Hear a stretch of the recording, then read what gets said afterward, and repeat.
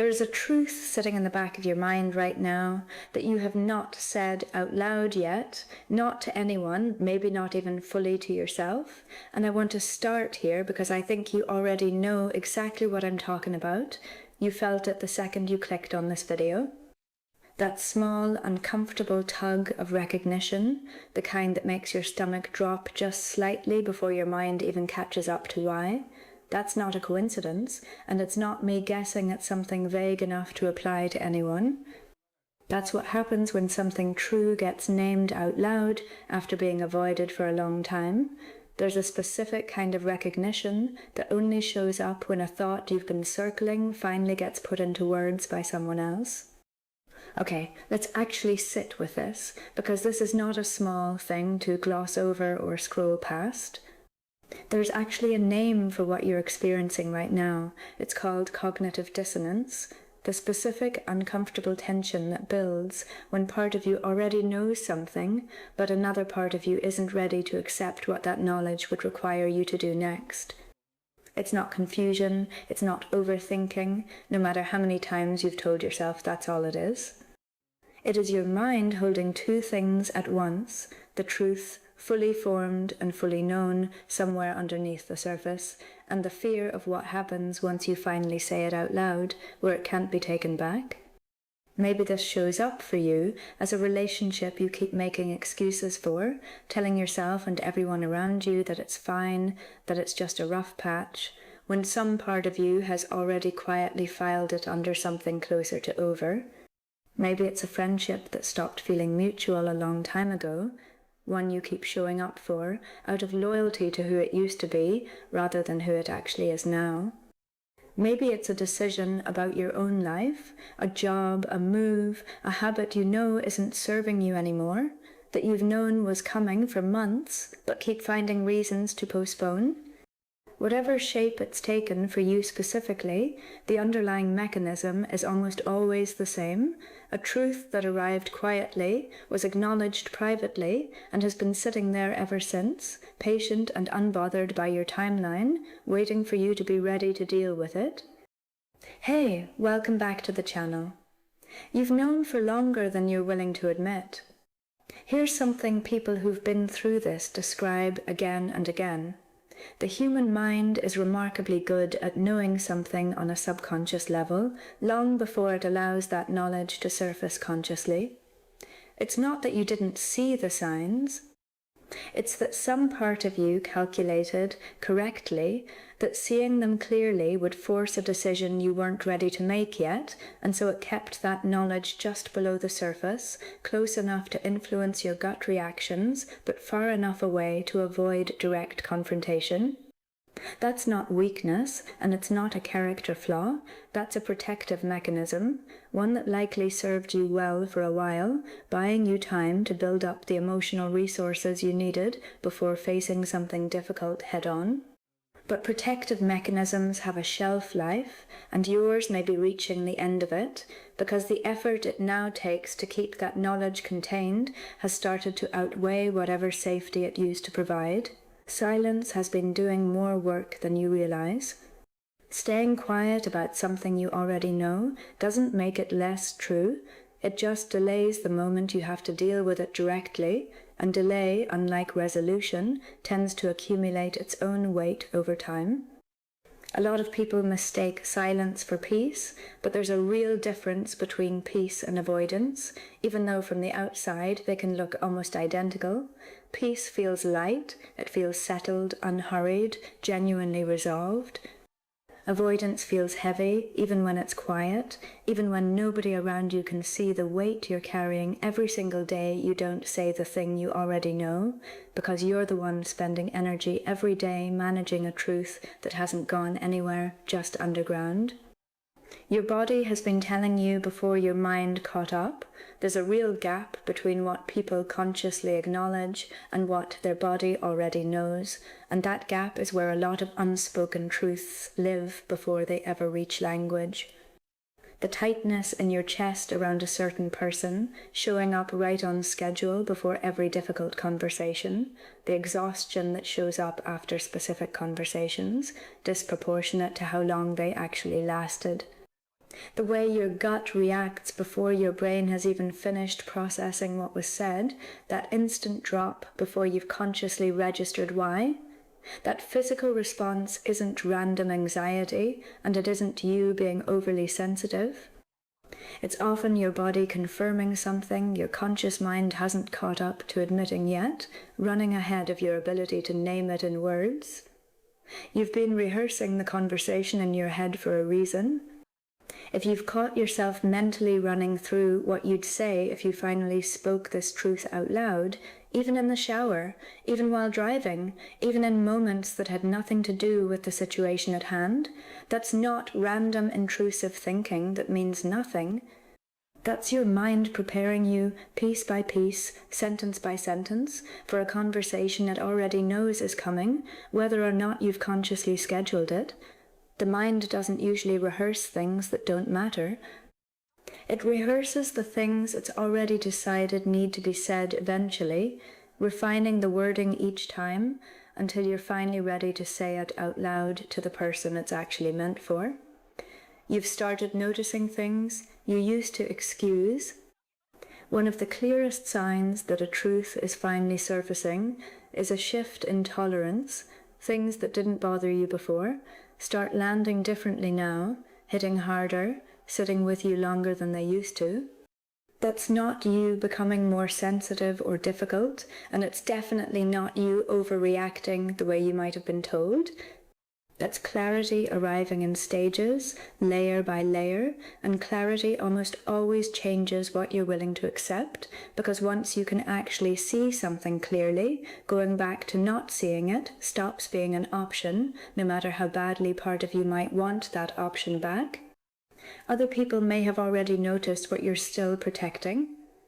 It's common for people close to a situation to see a pattern before the person living inside it does, because they have the distance to observe what you're too close to fully process. If someone in your life has gently hinted at something, asked a careful question, or made an offhand comment that made you unexpectedly defensive, that reaction is often a sign they were closer to the truth than you were ready to admit. And your defensiveness itself was information. People rarely get that protective over things that genuinely don't matter to them. You've been more tired than the situation on its own explains. Holding two conflicting realities at once, what you know and what you're still pretending not to know, takes a measurable amount of energy, even when it happens entirely below conscious awareness. That's part of why people describe feeling drained in ways that don't match their actual schedule or workload. The exhaustion isn't coming from what you're doing, it's coming from what you're managing internally, every single day, without ever naming it directly, even to yourself. Saying it out loud does not make it more real, it only makes it visible. This is one of the biggest traps people fall into, the belief that naming a truth is what creates it, when really the truth already existed the entire time, fully formed, whether or not a single word was ever said about it. Speaking, it doesn't manufacture the problem, and it doesn't invent a difficulty that wasn't there before. It just removes the last barrier between you and dealing with something that was already true regardless of whether you said it, which is exactly why the moment right before saying it out loud tends to feel so much more frightening than the moment right after. The truth was never waiting on your permission to exist, it was only waiting on your willingness to acknowledge it. The fear underneath this isn't really about the truth itself. Usually what people are actually afraid of isn't the fact itself, it's what the fact demands of them afterward. A conversation you don't know how to start, a boundary you've never had to hold before, a change to a routine or an identity you've built your life around, an ending you're not sure you're ready to survive, even though some part of you already knows you would. The truth rarely feels dangerous on its own, sitting quietly by itself. It's the aftermath that feels overwhelming, the whole chain of consequences that follows behind it like a shadow, and that fear of aftermath is often strong enough to keep someone silent for far longer than the truth itself would ever justify on its own. You've probably tested the waters already, even in small ways. Before people say a truth outright, they often circle it, dropping a comment to see how someone reacts, bringing up a related topic to gauge the room, half saying something and then walking it back before it's fully out. If you've caught yourself doing that lately, testing smaller versions of the truth before committing to the full version, that's not indecision, that's preparation. You're gathering information about how this is going to land before you commit to saying the whole thing, and that instinct, while slow, is not irrational. You are allowed to take your time, but you already know time isn't erasing it. There's no rule that says you have to say something the moment you realize it. Timing matters, and readiness matters, and rushing a truth out before you're actually prepared to handle what comes next can sometimes do more damage than waiting a little longer would. But it's worth being honest with yourself about the difference between genuinely preparing and simply delaying, because delaying feels safer in the short term, because those two things can look identical from the outside while feeling completely different on the inside, and only you really know which one you're actually doing right now. Waiting for certainty is often just another form of waiting for permission. A lot of people tell themselves they're waiting until they're 100% sure before they say anything, but certainty rarely arrives in a clean, complete package the way people expect it to. Most truths become clear gradually, through a series of smaller moments of clarity, rather than one dramatic realization. And if you're waiting for a level of certainty that feels undeniable and final, you may be waiting for something that was never going to arrive in the form you were expecting. Certainty, in most real situations, is less like a light switch and more like a sunrise. It doesn't arrive all at once. It just gets harder and harder to convince yourself it's still dark outside. The version of you who stays quiet and the version who finally speaks are not the same person. There's a real, tangible shift that happens the moment someone stops managing a truth privately and starts living according to it openly. It's not just about the relief of saying the words. It's about no longer spending daily energy on maintaining a version of reality that you privately know isn't accurate. People who've made that shift often describe feeling more like themselves afterward, even in the middle of a difficult transition, because pretending, even quiet, well-intentioned pretending, has a cost that compounds the longer it continues. You may have already started grieving something you haven't officially ended yet. This is more common than people realize. A quiet, private mourning that begins before any actual conversation or change has taken place, because some part of you has already accepted where this is heading, even while the rest of you is still going through the motions of the way things used to be.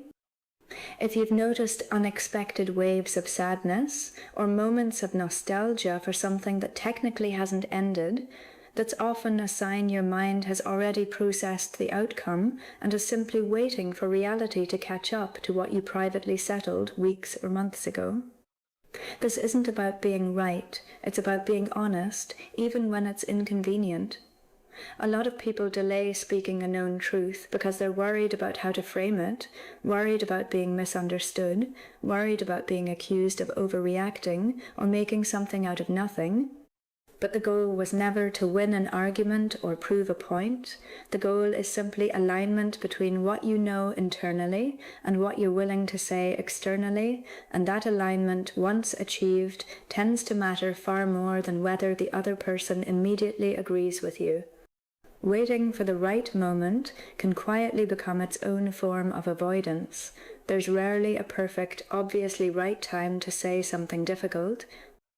Life doesn't organize itself around your readiness, and there will almost always be some reasonable-sounding excuse available, a bad week, an upcoming event, someone else's stress, to justify waiting just a little longer. It's worth asking yourself honestly whether you're actually waiting for a better moment, or whether you've simply been using the idea of a better moment as a socially acceptable reason to keep postponing something you already know needs to be said. The relief people describe afterward is real, and it's consistent. Almost universally, people who finally voice a truth they'd been sitting on describe the same thing afterward.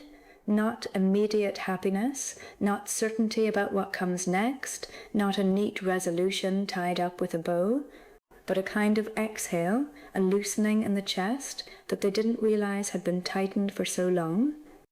The tension of holding two conflicting realities at once finally resolves, even if what follows is hard, even if it opens a whole new set of difficult conversations, because at least it's honest, and honest, even when it's hard, tends to feel lighter than the alternative ever did.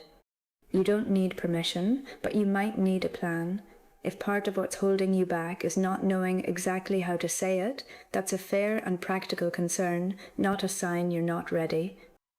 It's completely reasonable to think through what you want to say, who you want to say it to first, and what you actually need before and after that conversation happens. Preparation isn't the same thing as avoidance. The difference is imply whether you're moving toward the moment or quietly moving away from it every time it gets close. Not everyone earns the truth immediately, and that's okay too. You don't owe a full explanation to every person connected to the situation the moment you decide something has changed. It's reasonable to sequence who you tell, starting with the people closest to what's actually happening, before it ever needs to reach a wider circle. Choosing who hears it first isn't dishonesty. It's simply respecting the weight of what you're carrying and giving yourself the ability to say it clearly to the people who need to hear it directly from you, rather than second-hand. The version of this that scares you most is rarely the version that actually happens. Most people who've rehearsed a hard conversation for weeks describe the same thing once it's finally over. It went differently than they expected, and usually less catastrophically. The mind tends to build the worst-case scenario in vivid detail, precisely because it hasn't happened yet, and imagination fills in gaps with fear far more often than it fills them in with anything close to what actually unfolds once you're sitting across from the person and simply saying the thing you've known for a while. So here's the honest, simple version of everything we just walked through. You already know. You've known for a while, probably longer than you've let yourself admit, even to the people closest to you. The truth hasn't been waiting for more evidence, and it hasn't been waiting for a clearer sign. It's been waiting for you to be ready, and only you get to decide when that actually is.